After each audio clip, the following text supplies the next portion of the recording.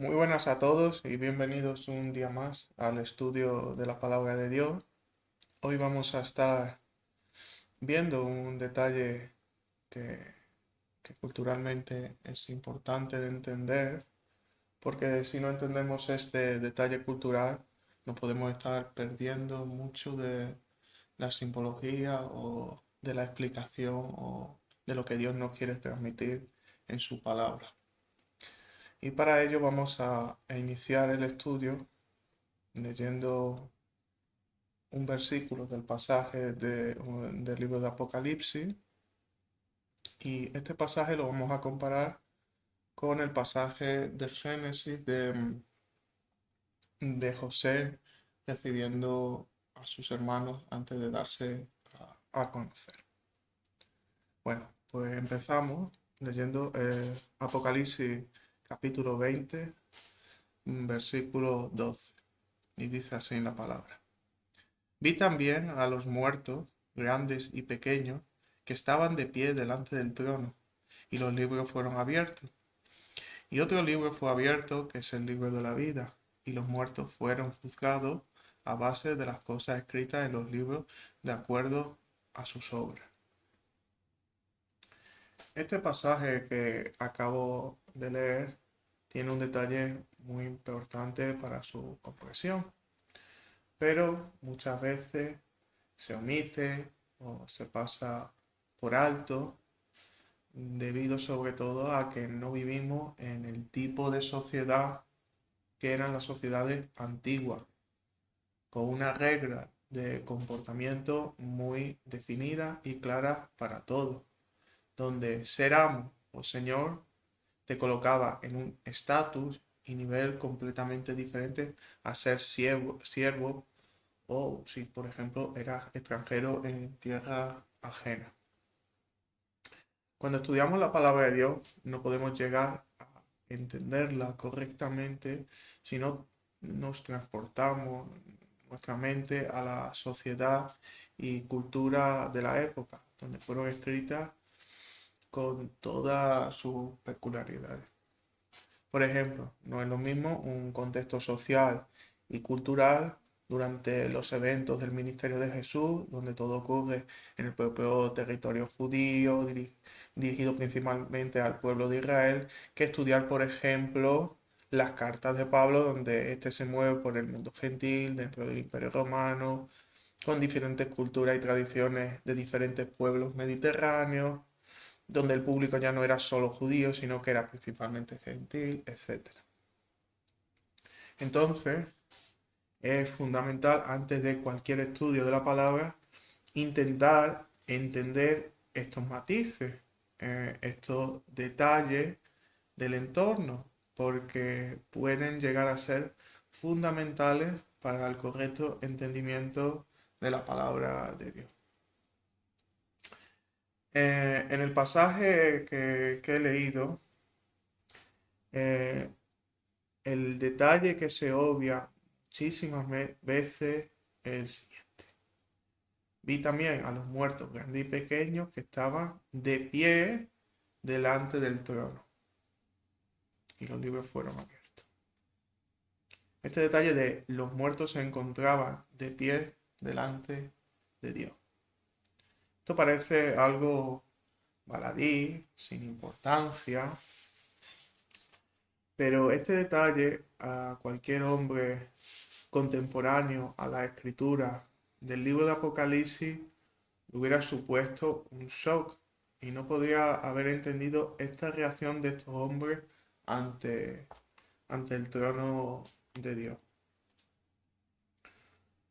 Todo hombre de la antigüedad sabía que ante su líder, rey o señor al que pertenecía, tenía que tratarlo con respeto.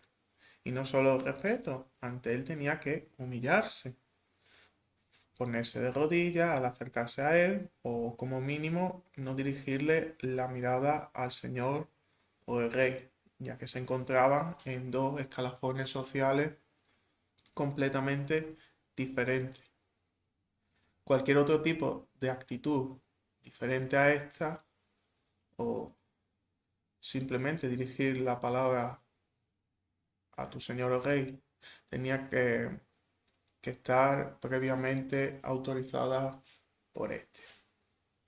Un siervo no podía hacer nada que el amo no autorizase, sobre pena de severa disciplina por desobedecer, o si el amo o el rey detectaba signos de rebeldía o alzamiento, como podía ser el mirar al Señor directamente como signo de desafío, ¿no? O ya aún más grave, ponerse de pie ante él sin permiso, esto podía suponer la ejecución del siervo por rebelión ante su Señor. Y esto que cuento es algo que aparece de manera implícita o explícita muchas veces a lo largo de la palabra de Dios en muchísimos pasajes. Pero hay un pasaje en concreto donde esto es bastante evidente. Y es un pasaje que por no entender o haber olvidado estos protocolos de la antigüedad o de respeto entre dos personas de diferente estatus social, se ha hasta cierto punto malinterpretado lo que estaba ocurriendo en él. Entonces vamos a leer la llegada de los hijos de Israel a Egipto, cuando buscaban alimento en medio de la hambruna. Y sin saberlo van a pedir el alimento a su hermano José, gobernador en ese momento de Egipto. Para ello vamos a ir al libro de Génesis. Génesis capítulo 42. Vamos a leer desde el capítulo 42 para no perdernos nada de esta historia y vamos a parar en algunos momentos puntuales para acotar y entender qué está pasando realmente en esta historia y para entender con más detalle lo que ocurre. Como digo, vamos a leer desde el capítulo 42 al principio del 45, que es cuando ya se descubre José como el hermano que estaba de gobernador. Génesis 42, vamos a leer desde el principio. Viendo Jacob que en Egipto había alimento, dijo a sus hijos, ¿por qué os estáis mirando? Y dijo, he aquí, yo he oído que hay víveres en Egipto. Descended allá y comprad allí para nosotros, para que podamos vivir y no muramos. Y descendieron los 10 hermanos de José a comprar trigo en Egipto. Mas Jacob no envió a Benjamín, hermano de José, con sus hermanos, porque dijo, no sea que le acontezca algún desastre. Vinieron los hijos de Israel a comprar entre los que venían, porque había hambre en la tierra de Canaán. Y José era el señor de la tierra, quien le vendía a todo el pueblo de la tierra.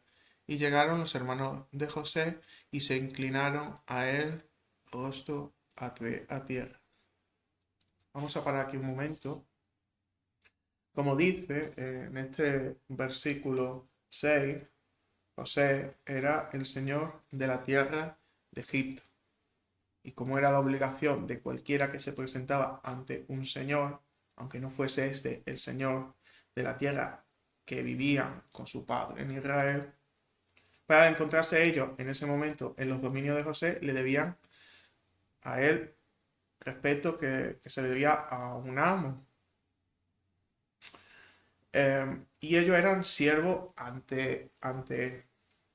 Es por esto que los hermanos de José no solo se inclinaron, sino que se humillaron y pusieron su rostro a tierra. De forma, y esto es importante, que en ningún momento la mirada de ellos se cruzara con este señor de Egipto que poseía comida que ellos necesitaban, pero que no tenían la menor idea que era su hermano José. O sea, esto es muy importante. Cuando dice que se postraron rostro a tierra, esto se hacía para no mirar directamente ante el Señor de esa tierra, como forma de humillarse, de que se encontraban en un estatus social diferente.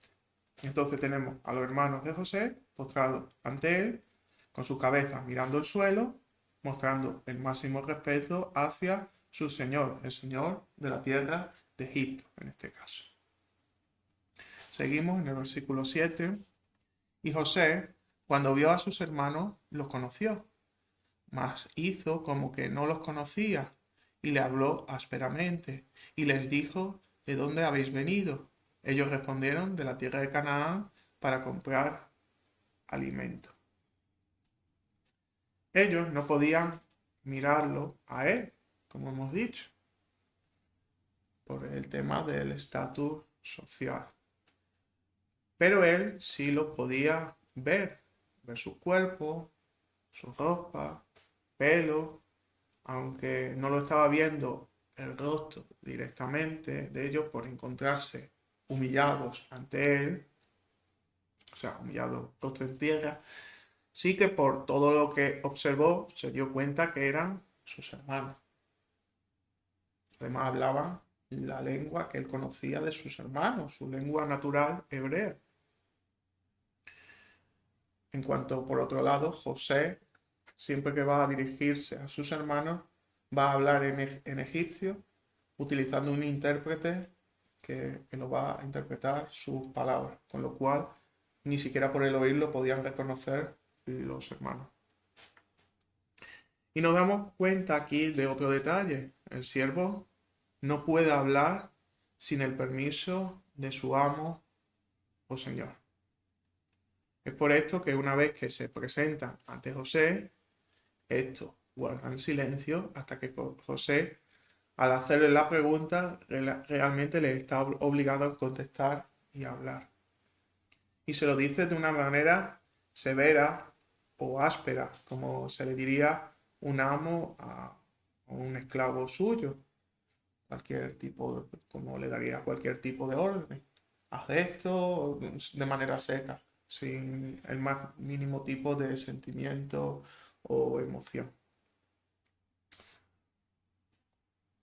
Seguimos leyendo, versículo 8. José pues conoció a sus hermanos, pero ellos no le conocieron. Entonces, ante esta situación, donde José era el Señor, los pudo observar, los pudo escudriñar bien y los reconoció. El escudriñar con detalle a alguien reconociéndolo es la palabra hebrea nakar, traducida en este texto como conoció. Tanto en el versículo 7 y 8 aparece. Y entonces el texto nos dice que José escudriñó, miró atentamente a estos hombres y los reconoció como sus hermanos. Y el versículo 8 dice también que los hermanos no conocieron. O sea, no pudieron escudriñarlo a José y reconocerlo como su hermano, por ende. No porque estos no conocieran cómo era José físicamente. Si lo hubiesen detallado, seguramente lo hubieran reconocido. Pero como estaban humillados, con su rostro en tierra, como dice el texto, no lo pudieron ver en ningún momento la cara de José para poder reconocerlo. O sea, esto es importante. Mientras que José sí pudo escudriñarlo y, ese escudriñamiento, escudriñar a los hermanos le llegó a la conclusión que eran sus hermanos.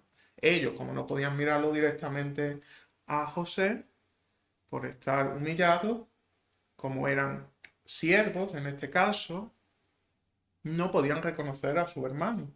Y ni siquiera lo podían reconocer por la voz porque estaba hablando en otra lengua, que no era su lengua natural, estaba hablando en egipcio ante ellos. Y como veremos más adelante, había un traductor de por medio, que era el que hablaba en hebreo a los hermanos de José para entenderse José con los hermanos. Esto todo, claro, de manera propositada o llevada a cabo por José, para que no se le reconociera en ningún momento. Vamos a seguir la lectura, versículo 9. Entonces se acordó José de los sueños que había tenido acerca de ellos y le dijo, espía soy por ver lo descubierto del país habéis venido? Ellos le respondieron, no, Señor nuestro, sino que tus siervos han venido a comprar alimento. Aquí queda claro, el rol era claro y evidente. Como he dicho, los hermanos actuaban como siervos ante José. No queda la más mínima duda cuando dice Señor nuestro, ¿no? Se están posicionando como siervos de José. Vamos a seguir adelante, versículo 11. Todos nosotros somos hijos de un varón, somos hombres honrados, tus siervos nunca fueron espías. Otra vez diciendo, tus siervos. Pero José les dijo, no, para verlo lo descubierto del país habéis venido. Y ellos respondieron, tus siervos somos 12 hermanos, hijos de un varón en la tierra de Canaán, y he aquí el menor está hoy con nuestro padre y otro no os parece. Y José les dijo, eso es lo que os he dicho, afirmando que sois espías. En esto seréis probados. Vive Faraón que no saldréis de aquí, sino cuando vuestro hermano menor viniere aquí. Enviad a uno de vosotros y traiga a vuestro hermano, y vosotros quedad presos, y vuestras palabras serán probadas si hay verdad en vosotros, y si no, vive Faraón, que sois espías. Entonces los puso juntos en la cárcel por 3 días, y al tercer día les dijo José, haced esto y vivid, yo temo a Dios. Si sois hombres honrados, quede preso en la casa de vuestra cárcel uno de vuestros hermanos, y vosotros id y llevad el alimento para el hambre de vuestra casa. Pero traeréis a vuestro hermano menor y serán verificadas vuestras palabras, y no moriréis. Y ellos lo hicieron así. Y decían el uno al otro, verdaderamente hemos pecado contra nuestro hermano, pues vimos la angustia de su alma cuando nos rogaba y no le escuchamos. Por eso ha venido sobre nosotros esta angustia. Entonces Rubén le respondió diciendo, ¿no os hablé yo y dije, no pequéis contra el joven y no escuchasteis? He aquí también se nos demanda su sangre. Pero ellos no sabían que los entendía José, porque había intérprete entre ellos. Como he dicho antes, José cuando hablaba con ellos se dirigía a través de intérpretes a los hermanos. O sea, José le hablaba a los hermanos en egipcio.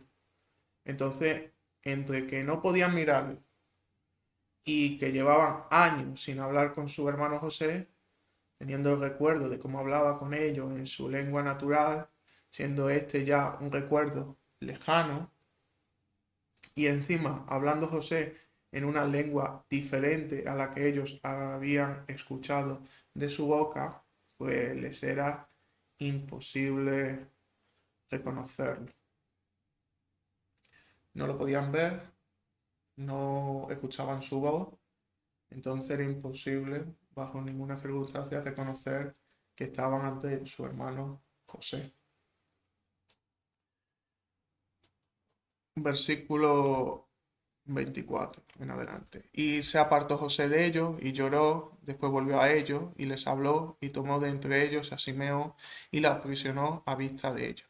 Después mandó José que llenaran sus sacos de trigo y devolviesen el dinero de cada uno de ellos, poniéndolo en su saco, y les diesen comida para el camino, y así se hizo con ellos. Y ellos pusieron su trigo sobre sus asnos y se fueron de allí. Pero abriendo uno de ellos su saco para dar de comer a su asno en el mesón, vio su dinero que estaba en la boca de su costal. Y dijo a sus hermanos, mi dinero se me ha devuelto, y helo aquí en mi saco. Entonces se les sobresaltó el corazón, y espantados dijeron el uno al otro, ¿qué es esto que nos ha hecho Dios? Y venidos a Jacob, su padre, en la tierra de Canaán, le contaron todo lo que les había acontecido, diciendo, aquel varón, el Señor de la tierra, nos habló ásperamente, y nos trató como a espías de la tierra.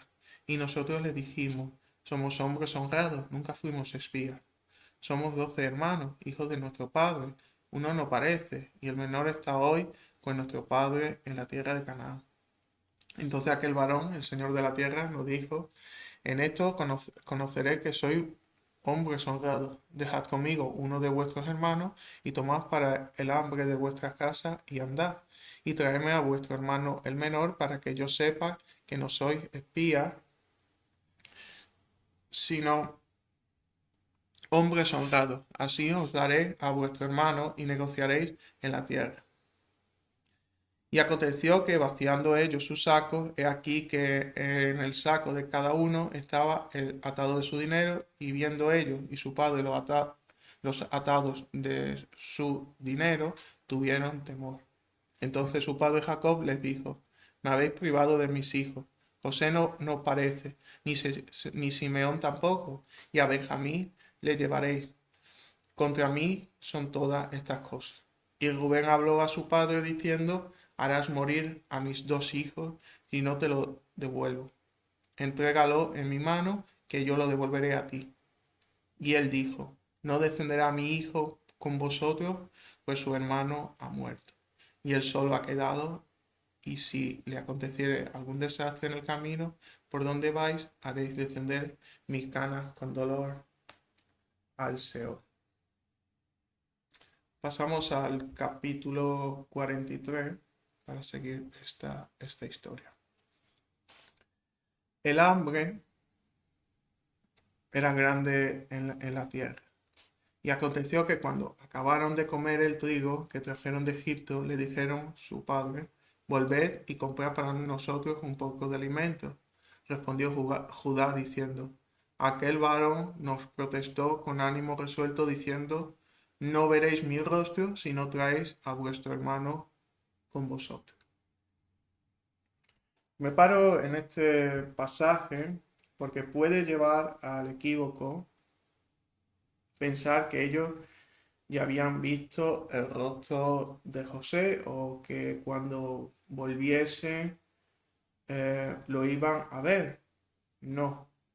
Esta expresión de no veréis mi rostro significa claramente que si los hijos de Israel no llevaban al hermano, o sea, a Benjamín con ellos, no podrían tener una audiencia con el gobernante de Egipto, con José. Esto queda claro con las palabras que le dice el propio José sobre este asunto, lo que hemos leído antes en el capítulo 42 y versículos 19 y 20, cuando dice: Si sois hombres honrados, esto es José hablando, que quede preso en la casa de vuestra cárcel uno de vuestros hermanos, y vosotros y llevad el alimento para el hambre de vuestra casa, pero traeréis a vuestro hermano menor, y serán verificadas vuestras palabras, y no moriréis. Y ellos lo hicieron así.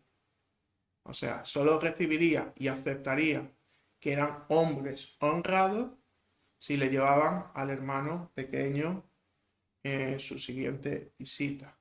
Si no cumplían esta condición, no lo recibiría y se quedaría con Simeón como prisionero hasta que cumplieran este pedido de José. Presentarse ante José sin cumplir su condición, la condición de su señor, supondría una rebeldía e insolencia ante la autoridad, y la rebeldía suponía la muerte. O sea, esto es lo que nos quiere decir el pasaje del capítulo 43, versículo 3, cuando dice: No veréis mi rostro si no traéis a vuestro hermano con vosotros. No es que directamente lo hayan visto a la cara o que ya lo hubieran visto, sino que no se podían directamente presentar si no cumplían la obligación que le había impuesto el propio José a sus hermanos, de traer al pequeño a Benjamín. Si no traían a Benjamín, ni que se presentaran ante él. O sea, básicamente era esto lo que le había dicho José a los hermanos en su primera audiencia. Sin Benjamín, no os volváis a presentar aquí. Si se presentan, pues estaban declarándose rebeldes ante José, y ya le podrían explicar muy bien la situación de por qué se estaban presentando sin cumplir sus obligaciones. Se estaban rebelando ante la autoridad de su Señor. Y rebelarse ante la autoridad del Señor es una ofensa que podría costarle la muerte. Entonces fueron, fueron estas las palabras y las indicaciones que le dio José a los hermanos si querían volver a recuperar a- al hermano cautivo. Tendrían que llevar al pequeño en su segunda visita. Seguimos leyendo, capítulo 43, versículo 4 en adelante. Si enviares a nuestro hermano con nosotros, descenderemos y te compraremos alimento. Pero si no lo enviares, no descenderemos, porque aquel varón nos dijo, no veréis mi rostro si no traéis a vuestro hermano con vosotros. Aquí entonces queda claro por qué no descendían, y tenían miedo que José, si no cumplían las obligaciones impuestas por José, ellos terminarían muertos, o sea, en su entendimiento. Por eso, si en este caso Israel no aceptaba la petición de sus hijos de dejar ir al otro hermano, a Benjamín, con ellos en la visita a Egipto, ellos no iban, tenían miedo, porque estaba en juego su cuello, ¿no? Ellos no sabían quién era realmente que tenían delante a su hermano, sino lo veían simplemente como un señor de la tierra. Dijo entonces Israel, ¿por qué me hicisteis tanto mal, declarando al varón que teníais otro hermano? Y ellos respondieron, aquel varón nos preguntó expresamente por nosotros y por nuestra familia, diciendo, viva aún vuestro padre, tenéis otro hermano. Y le declaramos conforme a estas palabras. ¿Acaso podíamos saber que él nos diría, haced venir a vuestro hermano? Entonces Judá dijo a Israel su padre, envía al joven conmigo, y nos levantaremos e iremos a fin de que vivamos y no muramos nosotros, y tú y nuestros niños. Yo te respondo por él. A mí me pedirás cuenta. Si yo no te lo vuelvo a traer y si no lo pongo delante de ti, seré para ti el culpable para siempre. Pues si no nos hubiéramos detenido, ciertamente hubiéramos ya vuelto 2 veces. Entonces Israel, su padre, le respondió, pues que así es, hacerlo. Tomad de lo mejor de la tierra en vuestro saco y llevad a aquel varón un presente, un poco de bálsamo, un poco de miel, aromas y mirra, nueces y almendras. Y tomad en vuestras manos doble cantidad de dinero y llevad en vuestras manos el dinero vuelto en las bocas de vuestros costales. Quizá fue equivocación. Tomad también a vuestro hermano y levantaos y volved a aquel varón. Y el Dios omnipotente os dé misericordia delante de aquel varón, y os suelte al otro vuestro hermano, y a este Benjamín, y si he de ser privado de mis hijos, séalo. Entonces tomaron aquellos varones el presente, y tomaron en su mano doble cantidad de dinero, y a Benjamín, y se levantaron y descendieron a Egipto, y se presentaron delante de José. Y vio José a Benjamín con ellos, y dijo al mayordomo de su casa, lleva a casa a esos hombres, y degüella una res, y prepárala, pues estos hombres comerán conmigo al mediodía. E hizo el hombre como José dijo, y llevó a los hombres a casa de José. En este punto, José simplemente vio que habían traído al hermano y no les dijo nada directamente a los hermanos. Dio instrucciones simplemente al mayordomo para llevar a los hermanos a su casa. No es de extrañar, tal y como son contados los hechos, que sintiera temor ante esta situación. No sabía lo que le iba a ocurrir.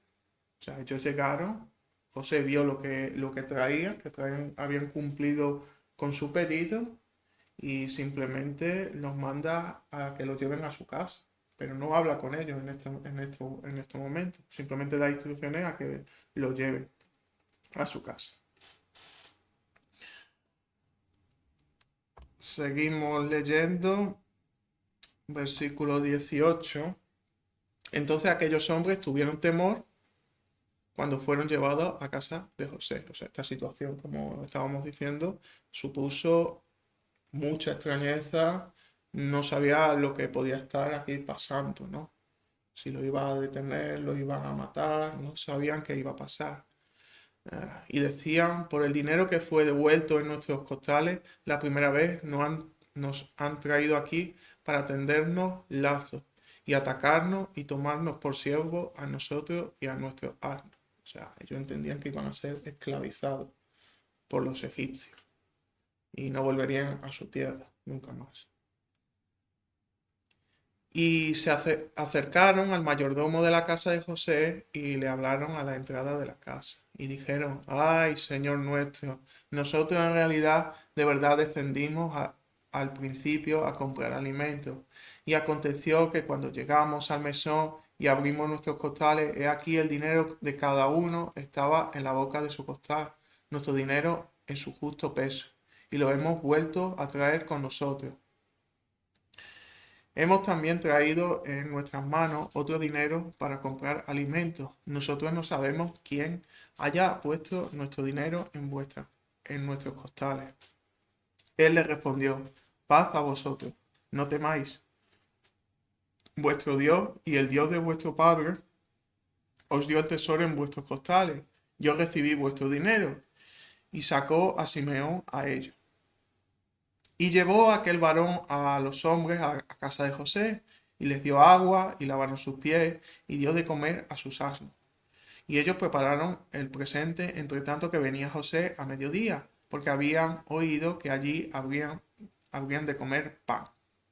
Y vino José a casa, y ellos le trajeron el presente que tenían en su mano dentro de la casa, y se inclinaron ante él hasta la tierra. Entonces les preguntó José cómo estaban y dijo, ¿vuestro padre, el anciano que dijiste, lo pasa bien? ¿Vive todavía? Y ellos respondieron, bien va tu siervo, nuestro padre, aún vive. Y se inclinaron e hicieron reverencia. Eh, como hemos leído tanto en el 26, dice de nuevo ante la presencia de José, eh, los hijos de Israel se colocan rostro a tierra reconociendo su autoridad sobre ellos y que no era digno de mirarle. Y en este versículo 28 se hace el énfasis del respeto que le debían a José. Eh, cuando, cuando nos dice, se inclinaron e hicieron reverencia. ¿Sí? Y algo que quería acotar, aunque sé que más adelante vas a hablar de eso, pero ya que viene también en la lectura, que siempre que los hermanos hablaban, ellos mantenían igual su rostro hacia abajo. O sea, Correcto, en ningún momento al hablar ellos levantaban el rostro ni levantaban la mirada. Ellos tenían que hablar siempre mirando hacia abajo. correcto, correcto. O sea, esto es importante lo que está diciendo y lo vamos a ver también más adelante que como regla de comportamiento cuando se dirigían a hablar ante su señor, la cabeza siempre, siempre, siempre estaba agachada. Aunque se pusieran de pie, aunque el señor los mandase, en dado caso, que se levantaran, ellos nunca, nunca podían dirigir su mirada directamente al rostro de su señor. Porque eso era una señal de desafío interpretada así. Y solo se podían levantar con orden de su señor de levantarse. Si no, se tenían que mantener postrados ante su señor. Y si como se levantasen, mirada abajo, y como veremos en otro pasaje que viene en la palabra, esta mirada siempre se dirigía o estaba dirigido a las manos normalmente. ¿Por qué? Cuando una persona se pone de pie y baja su cabeza, eh, la mirada agacha, lo que ve es las manos encontrándose a la cintura, por tanto lo que encuentra es su mano o la cintura de la otra persona que tiene delante. Pero nunca va a mirarle más allá del pecho, por decir de alguna manera, más alto que eso no le va a mirar y mucho menos al rostro y mucho menos a los ojos directamente.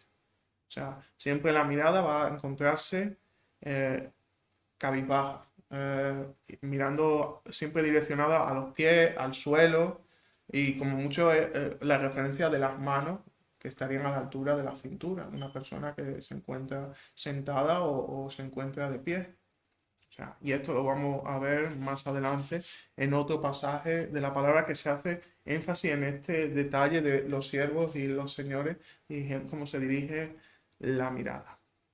Pero hasta aquí, que quede claro siempre el refuerzo que hace la propia palabra de la humillación de los hermanos ante la autoridad de José, o más mejor dicho, la posición de José, el estatus de José. Una, una forma de estar de humillación, de reverencia, de nunca dirigir directamente la mirada, de hablar solo con el permiso de su señor. Si el señor no les dirige, ellos se mantienen en silencio. O sea, ellos no tienen en ningún momento la iniciativa, quitando en una circunstancia muy concreta que veremos también más adelante. Y siempre pidiendo permiso, como es lógico. Esto no puede espontáneamente saltar y hablar. Sería considerado rebeldía y eso merecería disciplina. El señor al siervo. Sería un mal ejemplo. Pero vamos a seguir leyendo.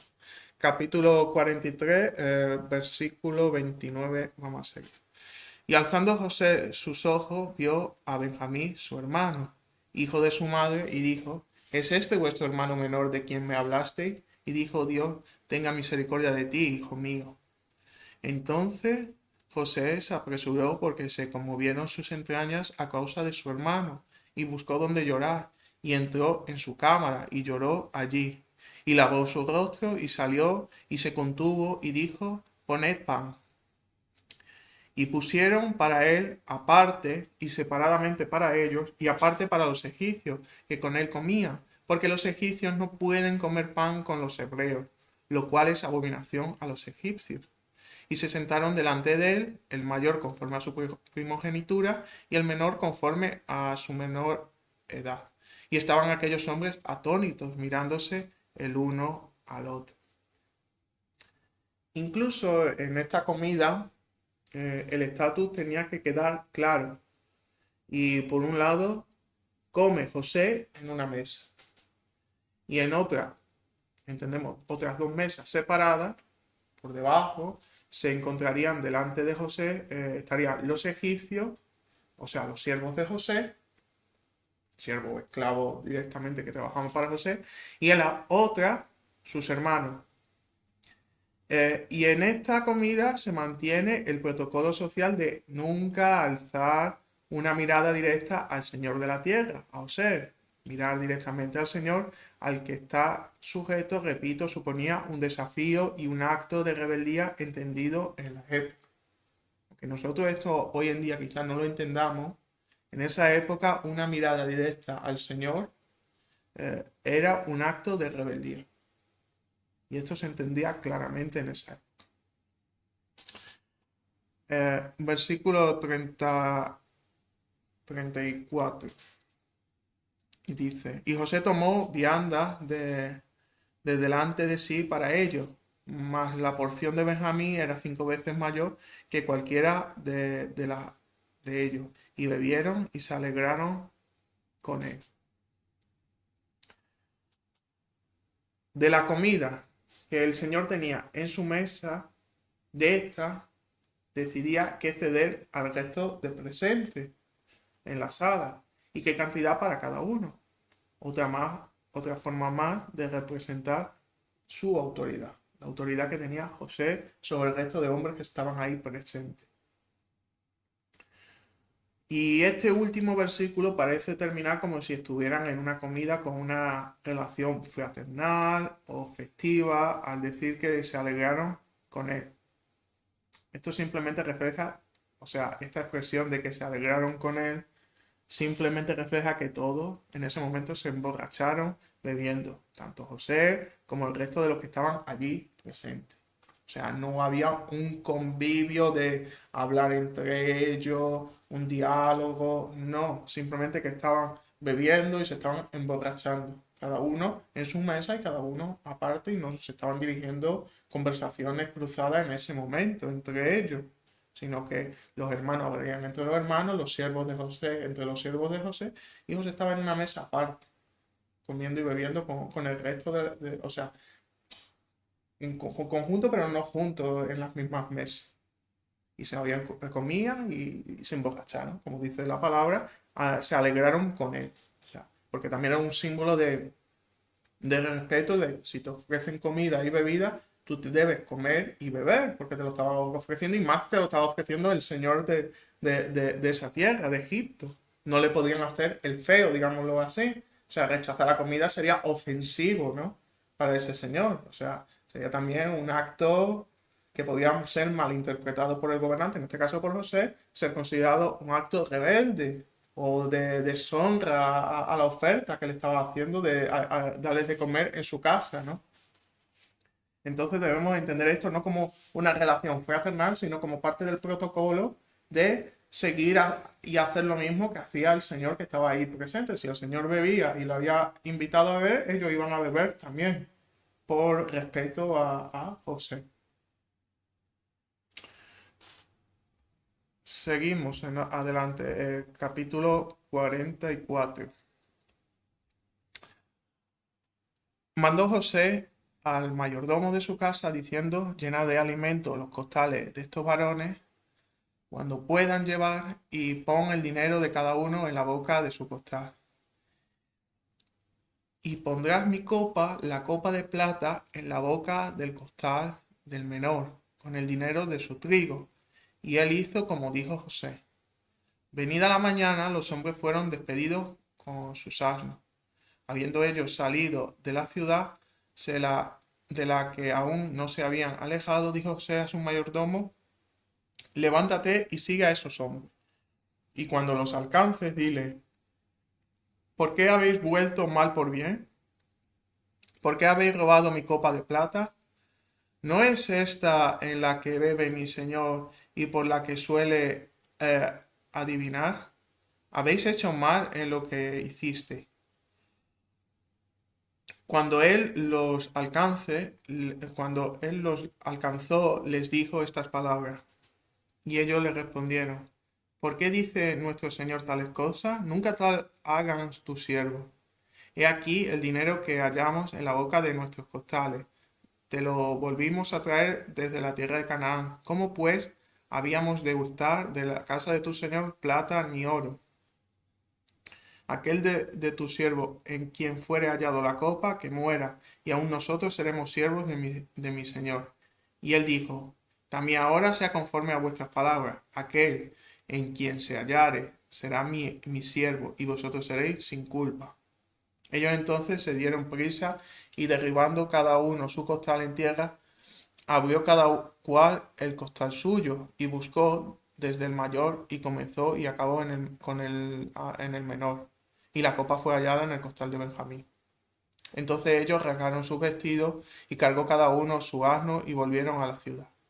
Vino Judá con sus hermanos a casa de José, que aún estaba allí, y se postraron delante de él en tierra. O sea, de nuevo, el mismo gesto ante la presencia de José. Siempre que está la presencia de José, estos hombres, o sea, sus hermanos, se postran a tierra o se humillan su mirada o nunca dirigen su mirada de igual a igual, sino de señor a siervo, siempre con la diferencia de estatus social que hay entre ambos.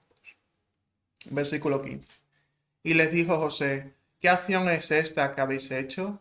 ¿No sabéis que un hombre como yo sabe adivinar? Entonces dijo Judá: ¿qué diremos a mi señor? ¿Qué hablaremos? ¿O con qué nos justificaremos? Dios ha hallado la maldad de tus siervos. He aquí, nosotros somos siervos de mi señor nosotros, y también aquel en cuyo poder fue hallada la copa. José respondió: nunca yo tal haga. El varón en cuyo poder fue hallada la copa, él será mi siervo. Vosotros id en paz a vuestro padre. Esto del versículo 17 es una forma de José daba por terminado el asunto. O sea, daba por concluido el asunto cuando dice: vosotros id en paz a vuestro padre. O sea, para él ya estaba la sentencia. La sentencia era que el varón en cuyo poder fue hallada la copa, él será mi siervo. No eso de que todos iban a ser siervos. Lo que dicta José es, Benjamín se queda siendo mi siervo por haber sido encontrado como ladrón y los demás que se vuelvan con su padre. Entonces José da el asunto aquí por concluido. Eh, pero entonces, cuando quizá los hermanos ya se iban, dirección ya a coger rumbo, a salir de la presencia de José, a coger su animal y volverse a casa, o sea, a Canaán, o sea, cuando ya abandonaban la presencia de José, Judá quiere decir algo más a José pidiendo la, la palabra. Dice versículo 18. Entonces Judá se acercó a él y dijo, ay, Señor mío, te ruego que permitas que hable tu siervo una palabra en oído de mi Señor y no se encienda tu enojo contra tu siervo, pues tú eres como Faraón. Aquí nos damos cuenta de que si quería, ya cuando había terminado la sentencia que había dictado José, hay un momento de que Judá pide un ruego, cuando ya los otros hermanos se iban, le pide poder hablar a su Señor unas últimas palabras, declarar algo como últimas palabras para ver si cambiaba su decisión o por lo menos hallaba gracia ante su Señor en ese momento. Y le va a rogar a José. Y, y le dice que quiere darle una palabra a su oído. Esto no quiere decir que se acercara a su oído directamente, sino que quería dirigir su palabra a José. O sea, no es que me voy a aproximar a tu oído, no, quiero decirte algo. O sea, no me has dado la palabra, pero yo tengo la necesidad de decirte algo, ¿me permites hablar? Esto es básicamente la traducción de lo que está aquí pasando. O sea, Judá le dice, necesito decirte algo. Tengo la necesidad de decirte unas palabras. ¿Me lo permites? ¿Me permites que lleguen mis palabras a tu oído? O sea, se entiende lo que estaba diciendo Judá. O sea, no es que se acerque a susurrarle al oído, no es eso. Estamos simplemente de que ya había terminado su tiempo de audiencia ante José, porque José ya había sentenciado lo que iba a pasar con Benjamín en ese momento y que los demás se tenían que ir a su tierra libre, pero Benjamín se quedaba. Esa era la sentencia de José, pero Judá quiere intervenir. Y Judá, aunque no le había dado a José, le pide permiso para intervenir. Siempre tiene que pedir permiso al Señor. Y no, nadie puede espontáneamente hablar y soltar lo que tenga en mente, sino pide permiso y el Señor va a permitirle hablar. Por lo que se entiende, pero si no, no hablaba. No, no, si José le hubiera dicho, no, no tienes derecho a hablar, vete, pues se tendría que haber ido y no podría haber dicho nada. Pero entendemos como si empieza a hablar Judá, es que José le permite hablar, le da el ok de hablar. Y empieza a hablar Judá a José estas palabras. Mi señor preguntó a sus siervos diciendo, ¿tenéis padre o hermano? Y nosotros respondimos a mi señor, tenemos un padre anciano y un hermano joven, pequeño aún, que le nació en su vejez. Y un hermano suyo murió. Y él solo quedó de los hijos de su madre, y su padre lo ama. Y tú dijiste a tu siervo, traédmelo, y pondré mis ojos sobre él. Y nosotros dijimos a mi señor, el joven no puede dejar a su padre, porque si lo dejare, su padre morirá. Y dijiste a tu siervo, si vuestro hermano menor no desciende con vosotros, no veréis más mi rostro. Aconteció pues que cuando llegamos a mi padre, tu siervo, le contamos la palabra de mi señor, y dijo nuestro padre, volved a comprarnos un poco de alimento. Y nosotros respondimos, no podemos ir, si nuestro hermano va con nosotros, iremos, porque no pondremos ver el rostro del varón, si no está con nosotros nuestro hermano el menor. Recordemos, no es que fuesen a verle directamente la cara, sino ir a la audiencia de José. A esto es lo que se refiere con esta expresión. Entonces tu siervo mi padre nos dijo, vosotros sabéis que 2 hijos me dio a luz mi mujer, y él uno salió de mi presencia y pienso de cierto que fue despedazado y hasta ahora no lo he visto. Y si tomáis también a este de delante de mí y le acontece algún desastre, haréis descender mis canas con dolor al Seol. Ahora pues, cuando vuelva yo a tu siervo mi padre, si el joven no va conmigo, como su vida está ligada a la vida de él, sucederá que cuando no vea al joven morirá, y tus siervos harán descender las canas de tu siervo, nuestro padre, con dolor al Seol. Como tu siervo salió por fiador del joven con mi padre, diciendo, si no te lo vuelvo a traer, entonces yo seré culpable ante mi padre para siempre. Te ruego, por tanto, que quede ahora tu siervo en lugar del joven por siervo de mi señor, y que el joven vaya con sus hermanos. Porque ¿cómo volveré yo a mi padre sin el joven? No podré, por no ver el mal que sobrevendrá a mi padre. Pasamos ya al capítulo 45, y dice, no podía ya José contener delante de todo lo que estaba al lado suyo, y clamó, haced salir de mi presencia a todos, y no quedó nadie con él, al darse a conocer José a sus hermanos.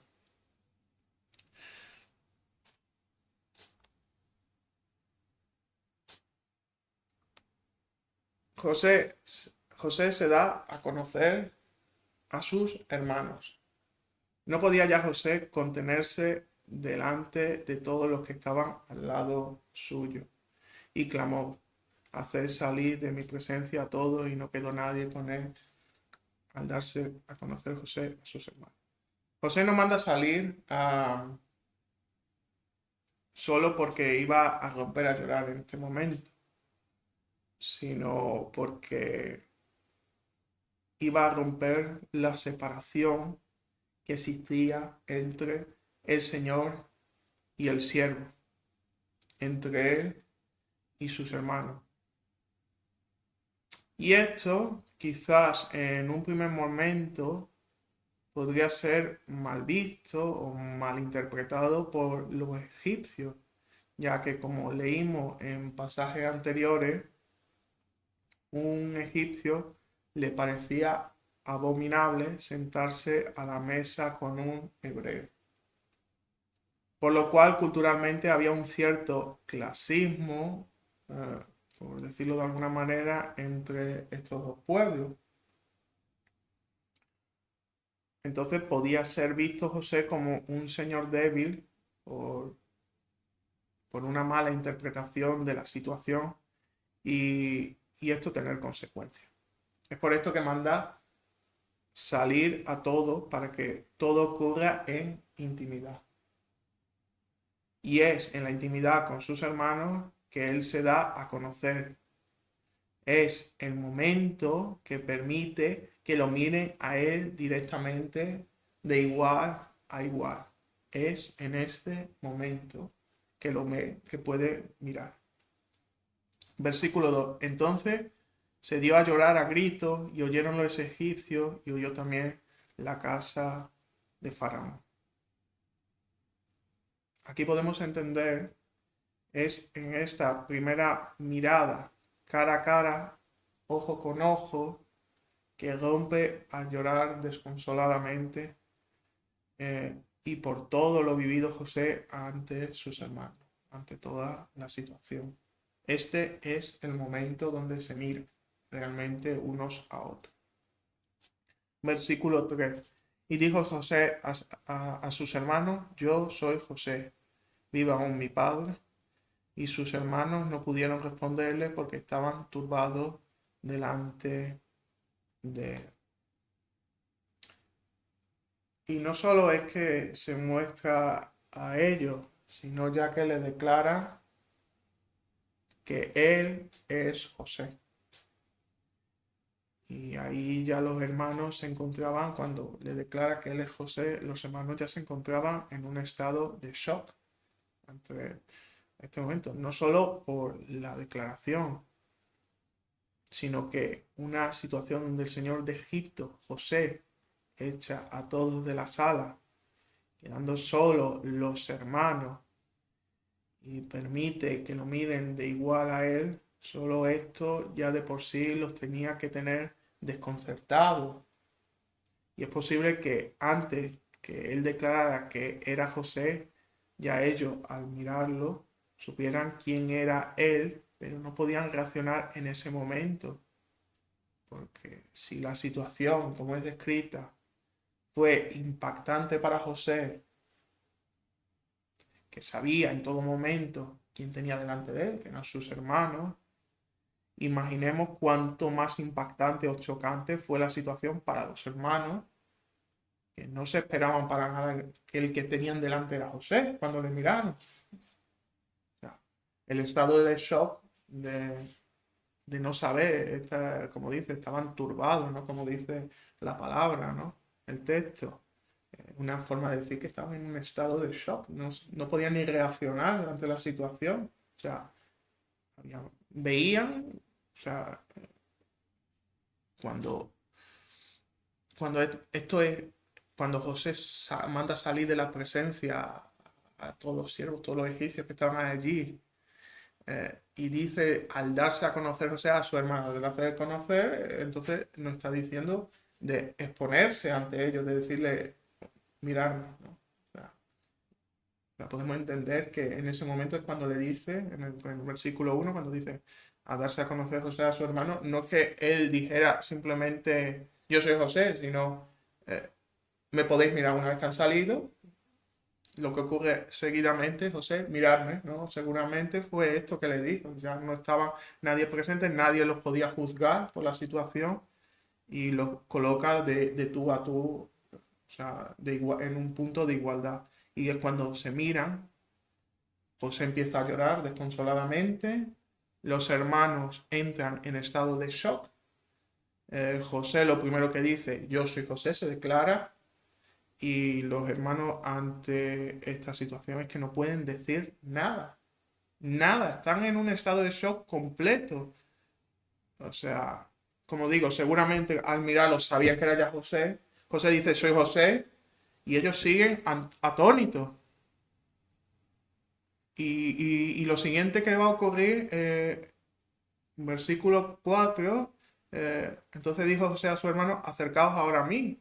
Y ellos se acercaron y él dijo, yo soy José vuestro hermano, el que vendiste para Egipto. O sea, este versículo 4 refuerza que ellos no podían articular palabras en ese momento. Los hermanos estaban que no podían decir nada. Solo le dice, tiene que José que insistir, yo soy José, por segunda vez.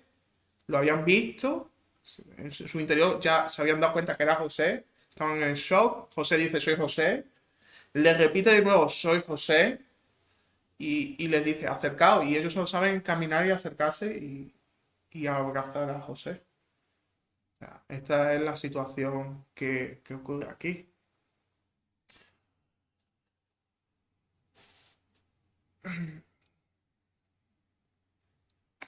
Todo este relato de José, y sus hermanos siempre se nos muestra como un momento de cercanía o en parte fraternal entre ambas partes, donde los hermanos de José no podían reconocerlo por algún tipo de velo en su mente, pero como hemos estado viendo, la realidad era que no lo pudieron reconocer por el simple hecho que el protocolo de la época impedía el mirar directamente al Señor que servía o al que te debías. O sea, simplemente ellos no reconocen porque ellos no podían mirarle a la cara directamente.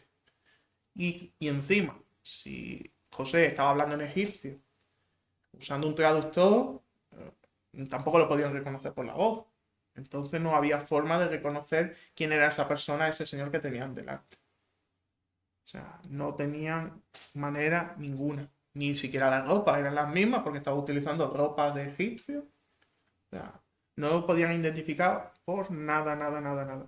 No es que existiera un velo, no era que estuvieran turbados, que se habían olvidado de su hermano, no tiene nada que ver con eso. Es más, no se habían olvidado de su hermano. O sea, cuando lo miran, cuando José dice, Cuando en este versículo 1 del capítulo 45 dice, y no quedó nadie con él al darse a conocer José a su hermano, o sea, cuando les permite mirar, ellos saben quién es, o sea, los siguientes se quedan en estado de shock, o sea, se quedan en estado de shock porque saben quién es el que tienen delante, no se habían olvidado de él, pero siempre se ha querido transmitir quizás, por mala interpretación quizás de este pasaje, la sensación de que ellos estaban velados, o se habían olvidado, o habían querido olvidar al hermano, pero nada de eso, al hermano lo tenían presente, a José lo tenían presente en sus mentes.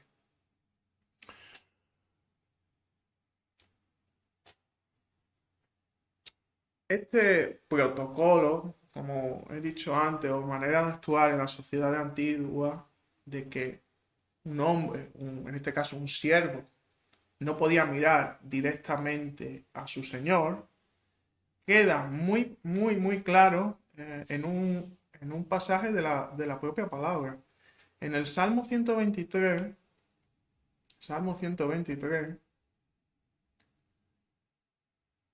versículo 2, nos explica cómo actuaba un siervo ante su señor. Dice el Salmo 123, versículo 2. He aquí, como los ojos de los siervos miran a la mano de sus señores, y como los ojos de la sierva a la mano de su señora, así nuestros ojos miran a Jehová nuestro Dios, hasta que tenga misericordia de nosotros. ¿Cómo mira un siervo a su señor? Nunca directamente a la cara, a sus manos como mucho, como mucho. Siempre la mirada baja. O sea, nos expresa cómo esta mirada era siempre una mirada baja. Esto es una enseñanza cultural, histórica y confirmada dentro de la propia palabra, que era así. En la propia palabra tenemos este salmo que nos explica este complemento, este requisito cultural de costumbres de la antigüedad. Y como digo, aparece en los libros de historia, era algo cultural, conocido y bíblicamente confirmado en este salmo. O sea, aquí un amo o señor no se encontraba en el mismo estatus social que un siervo. Eran dos clases completamente diferentes. Y tú no podías mirar de tú a tu señor. Nunca, nunca, nunca. Porque mirar de tú a tú representaba rebelarte ante tu señor. Entonces, no queda duda que el siervo nunca mira directamente a su señor. Y por analogía, esto es igual con Dios. El hombre no puede mirar directamente a Dios. Lo mismo que ocurrió, por ejemplo, con Moisés. Nos vamos al libro de Éxodo, capítulo 33, versículo 18,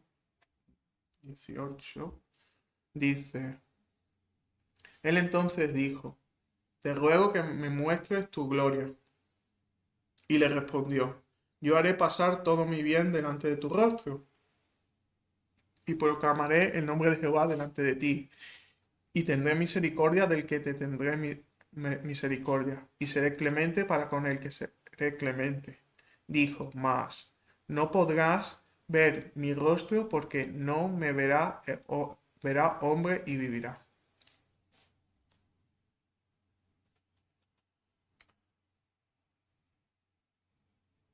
Aunque el Salmo nos habla, el Salmo anterior que habíamos leído, que el Señor nos permitirá verlo directamente cuando tenga compasión por nosotros. Aunque aquí en Éxodo dice, como hemos leído, no podrá ver mi rostro porque no me verá hombre y vivirá. ¿No? Esto nos dice Dios, pero el Salmo también nos dice, así nuestros ojos miran a Jehová, nuestro Dios, hasta que tenga compasión de nosotros. Y esto que habla el Salmo, hasta que tenga compasión de nosotros, o sea, ¿qué momento Dios va a dejarnos ver? Hasta que tenga compasión de nosotros. Esto, esto es una referencia directa a Jesucristo, a su venida como el Hijo del Hombre. para la salvación de todos los que en él crean. Cumpliéndose esto, o sea, este momento descrito en el Salmo 123:2, de hasta que tenga compasión de nosotros, en el Evangelio. En el Evangelio de Juan encontramos este momento de cumplimiento de este salmo, de esta segunda parte del salmo. En Juan 14:7, Juan 14:7, versículo 7 al 9, por ejemplo, podemos leer, dice Jesús: si me conocieseis, también a mi Padre conoceríais, y desde ahora le conocéis y le habéis visto. Felipe le dijo: Señor, muéstranos el Padre, y nos basta. Jesús le dijo: ¿tanto tiempo hace que estoy con vosotros y no me has conocido, Felipe? El que me ha visto a mí, ha visto al Padre.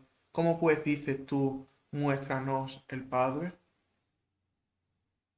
O sea, aquí tenemos el cumplimiento de la segunda parte del Salmo 123:2, donde dice hasta que tenga compasión de nosotros.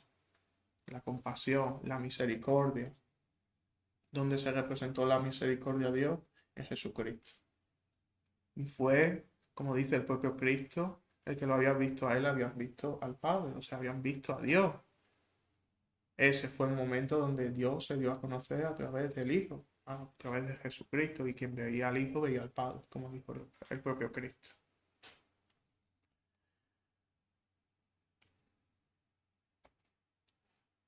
Ahora, con todo esto que hemos estado viendo, que ya tenemos presente la importancia que tenía en la antigüedad el mostrar respeto y humillación ante el Señor que uno servía, y que esto era análogo con el respeto que se le debía a Dios.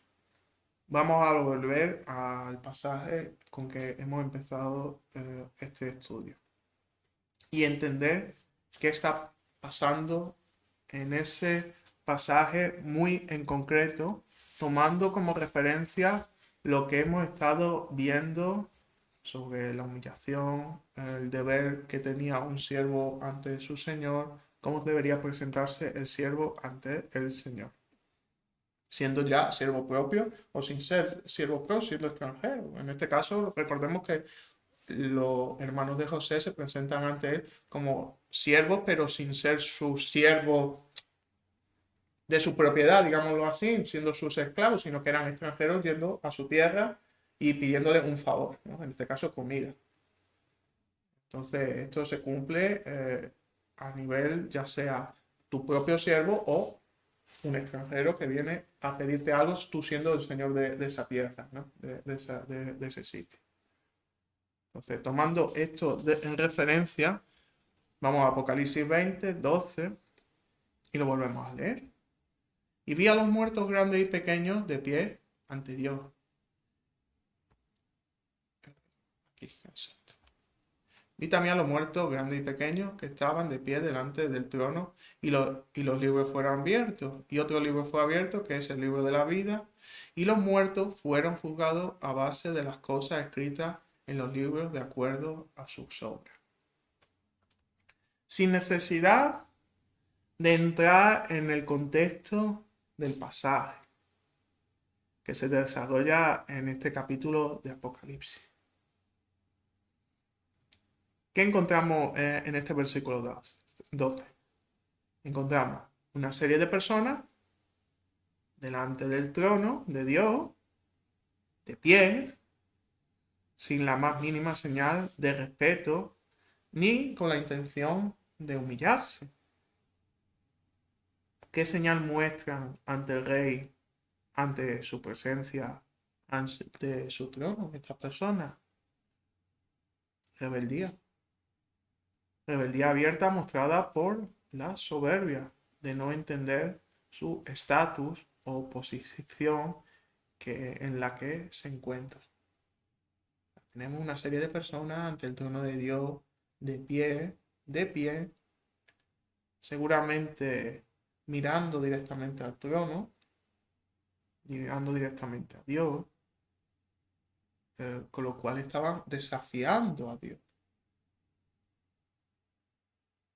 O sea, estamos ante gente que estaban desafiando directamente a Dios.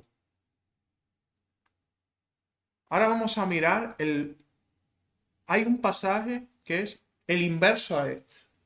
Inverso en cuanto a la actitud que se encontraban las personas que se encontraban ante el trono de Dios.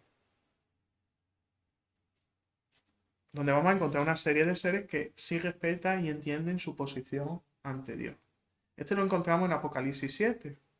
Apocalipsis 7, 11. Dice, todos los ángeles que estaban de pie alrededor del trono y de los ancianos y de los cuatro seres vivientes se postraron sobre su rostro delante del trono y adoraron a Dios diciendo, amén, la bendición y la gloria y la sabiduría y la acción de gracia y la honra y el poder y la fortaleza sean a nuestro Dios por los siglos de los siglos. Amén. En cuanto tenemos un pasaje que dice que estaban de pie delante del trono. Ahora encontramos en Apocalipsis 7:11 el inverso, que dice, se postraron sobre su rostro delante del trono. O sea, encontramos por un lado un grupo de seres o personas que en Apocalipsis 20:12 que llegan al trono y se quedan de pie delante del trono. Y tenemos otro grupo de personas o de seres, en este caso, en Apocalipsis 7:11, que llegan al trono y ¿qué hace? Se postran sobre su rostro, o sea, no mirando al trono, sobre su rostro, o sea, ¿qué quiere decir esto? Rostro a tierra. O sea, mirada a tierra, nunca mirando al trono y adorando a Dios. O sea, Apocalipsis 7:11 en este sentido es lo inverso a Apocalipsis 20:12. O sea, la situación inversa. Entonces vemos en el 7:11 la actitud correcta de cómo se debe acercar un siervo ante su Señor. De la misma forma que lo hacían los hermanos de José como siervos ante éste. Sin dirigir la mirada directamente al rey, postrándose con su rostro a tierra. Para que veamos la importancia de entender el contexto cultural y social de la época para entender este pasaje. Entonces en Apocalipsis 20:12, como queda patente, tenemos la rebeldía llevada a su punto álgido. Una rebeldía llevada a su punto álgido. Personas que se creen que están en el mismo nivel de Dios. O sea, personas que se creen a ellos mismos dioses con la potestad de ponerse de tú a tú con el verdadero y único rey de todo. Y todo esto cuando se están abriendo los libros para su juicio, para la condenación eterna. O sea, esto es lo que está ocurriendo en este pasaje. Un grupo de rebeldes ante Dios. Un grupo de rebeldes ante Dios. Que no saben estar ante alguien que está en un estatus superior a ellos, sino que ellos se creen que están en el mismo estatus que Dios. O sea, se consideran dioses realmente ante Dios. Y pueden tutear a Dios. Es muy triste llegar al punto donde después de toda la misericordia ofrecida por Dios, de todas las oportunidades dadas, exista en ese momento un grupo de personas que a pesar de estar en su propio juicio para ser condenados para la eternidad, la soberbia y la falta de arrepentimiento se ha manifestado de una manera tan notable en un simple detalle de este pasaje, en no arrodillarse ante Dios. Y además, no hay uno solo que se digne a suplicar clemencia, aunque ya no fuese el momento. El texto en ningún momento nos dice que nadie suplique clemencia ante Dios. Es muy patente también el silencio de los juzgados. No hay ninguno que, como el pasaje que leímos de José y los hermanos, o sea, un Judá que ruegue ante la decisión de su señor José, como leímos en el capítulo 44 de Génesis. Y es obvio que no tienen nada que rogar porque cuando pudieron hacerlo, no quisieron. Rechazaron a Cristo y desearon ser los amos y señores de sus propias vidas, sin querer vivir sirviendo a Dios, llegando a tal maldad en sus corazones y sin argumentos que presentar ante el verdadero Dios que tienen delante, al cual desafía fijando su vista al trono. Y el destino que tiene quien mire a Dios es claro, y lo leímos antes, que decía Éxodo 33:20. Volvemos a ponerlo. Esto fue lo que dijo Dios en Éxodo 33:20.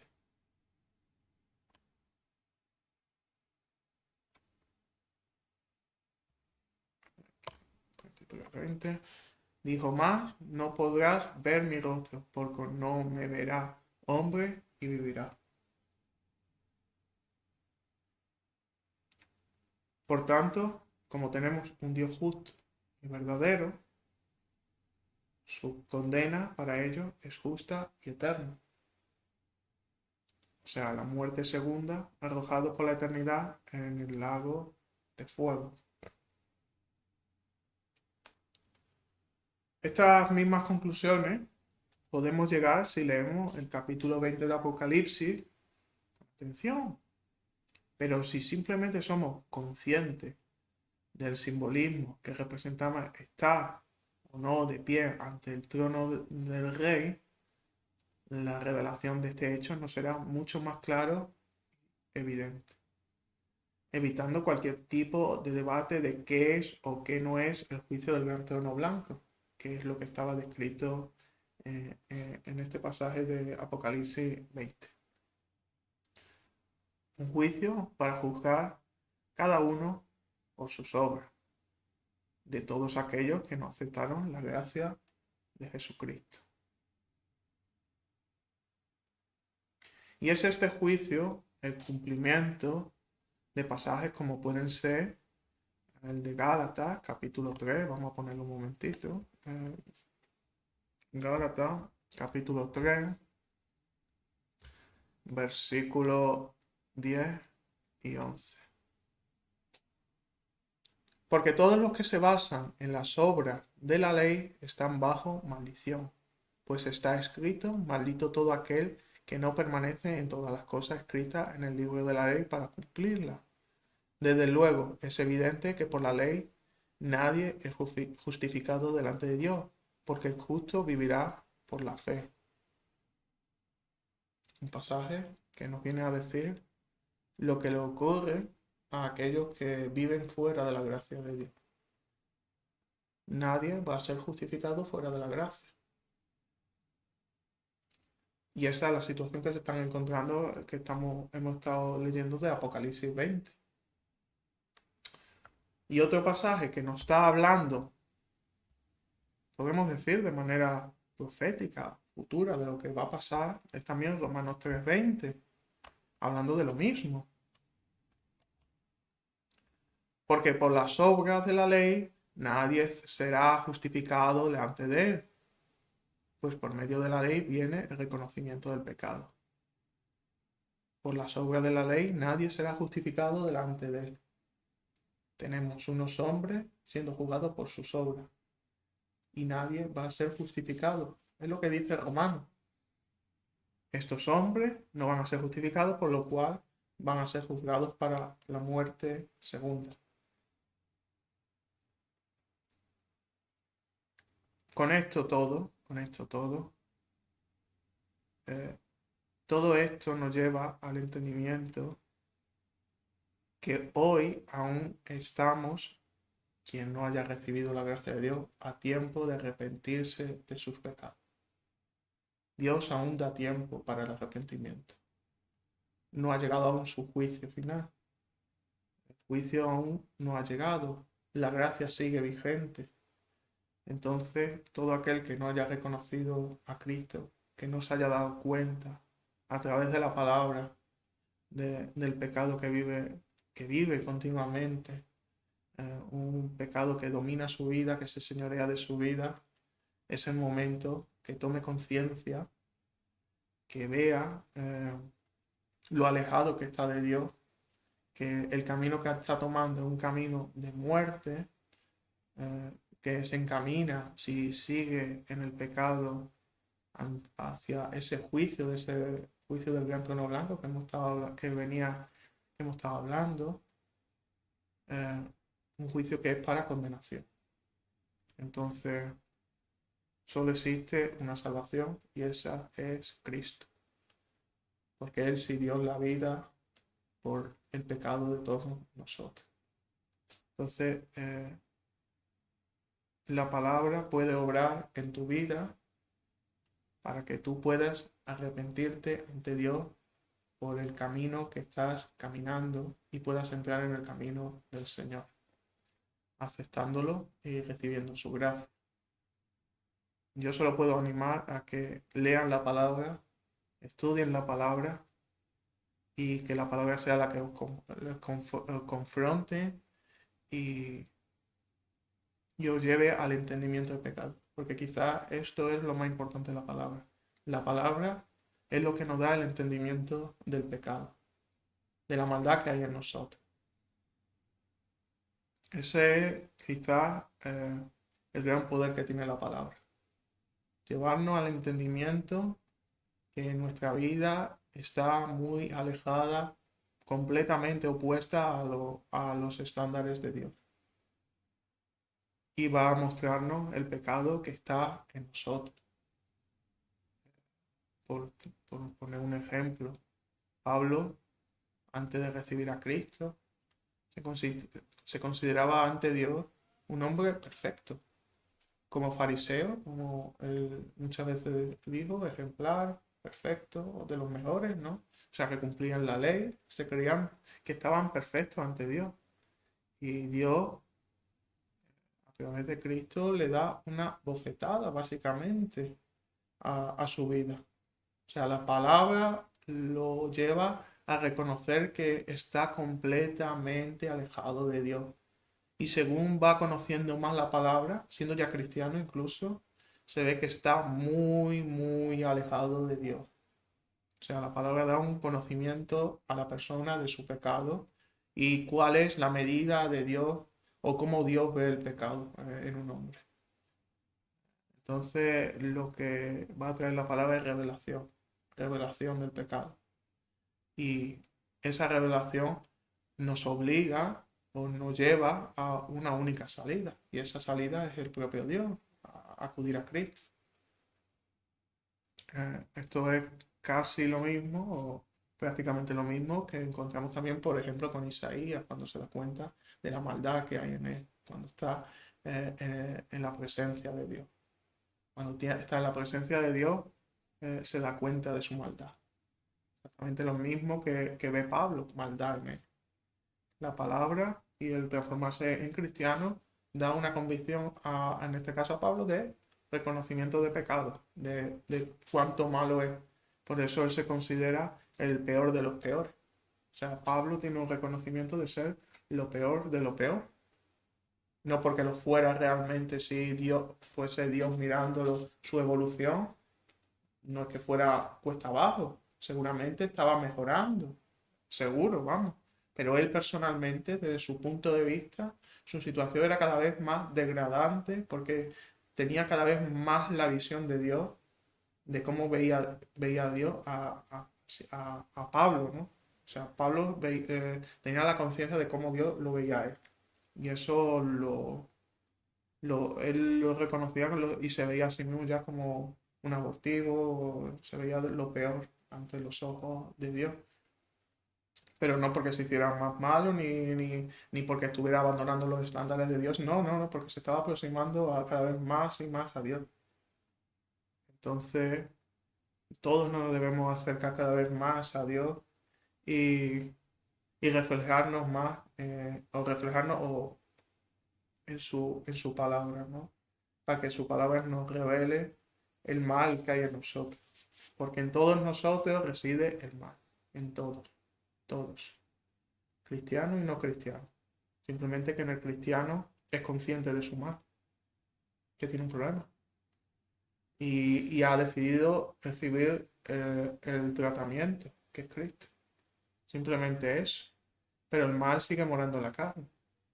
Aunque tengamos el espíritu el Señor sea el espíritu, o sea, estemos gobernados por el espíritu, sea nuestro Señor, eso no quiere decir que ya hemos abandonado la carne y el pecado que reside en la carne. O sea, Pablo dice, ¿no? O sea, lo que quiero no hago. Lo que quiere quién, el espíritu, él hace que la voluntad de la carne, aunque no quiere hacerlo, pero la hace. Entonces, eh, todos, todos tenemos maldad en nosotros mismos. Y la palabra nos la revela. Y si nos creemos que está todo bien en nuestra vida, tenemos un problema. Un problema con nosotros mismos y con Dios. Entonces, estudiemos la palabra, escuchemos la palabra y llevemos la palabra a nuestras propias vidas. Y ella va a revelar la maldad que hay en nosotros mismos, tanto para el no converso como para el converso, para el cristiano como para el no cristiano. Al no cristiano es mucho más necesario porque es para alcanzar la salvación de Cristo, como es lógico, el arrepentimiento y salvación. Y para el cristiano para poder acercarse más y más a la santidad de Dios, poder llevar una vida en mayor santidad y poder aproximarse más a Dios y al estándar cada vez más perfecto de Dios, o sea, su ley y su palabra. Por lo tanto, no puedo decir otra cosa que estudien la palabra, lean la palabra y tengan la palabra siempre presente, siempre. Y bueno, hasta aquí este estudio que, que más que nada para que nos demos cuenta de esos detalles culturales, ¿no? Y que nos pueden traer mucha luz para entender la palabra, mucha luz en muchos aspectos. Este es simplemente un detalle de los muchos que podemos encontrar en la palabra. Entonces, estudiemos con una mente de el presente en el que fue escrito el texto de la palabra. El texto de la palabra fue escrito en un tiempo muy concreto, entonces nos tenemos que trasladar mentalmente a la situación que estaba ocurriendo en esos momentos para poder interpretar correctamente la palabra de Dios. Y hasta aquí el estudio. ¿Quieres añadir alguna cosita? Bueno, pues darle las gracias a todos por acompañarnos hasta aquí y asimismo mantenernos siempre con corazones sensibles a la palabra y cuando Dios nos muestre algo en nosotros que no le agrada, simplemente pedirle perdón, arrepentirnos y pedirle su ayuda, que Él nos limpie, que Él nos sane. Y si nosotros le pedimos honestamente, con un corazón sincero, Dios lo hace en nuestra vida, pero tiene que haber sinceridad en nosotros. Y bueno, invitarlos a nuestros próximos estudios, invitarlos también a que se suscriban, que le den a la campanita para que semanalmente les lleguen las notificaciones. Pueden escribirnos cualquier duda, preguntas, todo lo que ustedes quieran. Como Pueden sugerencia de estudio, si quieren. también sugerencias de estudios, dudas que tengan que podamos desarrollarlos también en estudios, pues todo lo que ustedes quieran es bienvenido en los comentarios. Bueno, desearles una excelente semana, bendecida y bueno, darles las gracias por estar con nosotros siempre atentos. Que Dios los bendiga y tengan una estupenda semana. En el nombre de Jesucristo. Amén. Amén.